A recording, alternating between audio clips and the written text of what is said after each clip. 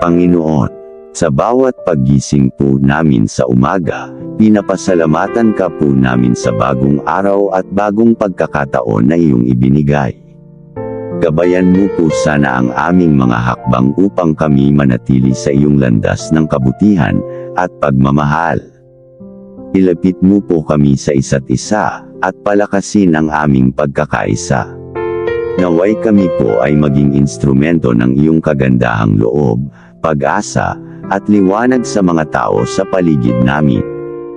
Sa mga pagsubok po na aming haharapin, bigyan mo po kami ng lakas at tapang. Turuan mo po kaming magtiwala sa iyong plano at maging handa sa anumang hamon. Hiling po namin na palaging maging gabay ka, hindi lamang po para sa aming sarili, kundi para sa mas malawak na komunidad. Sa pangalan ni Jesus. Amen.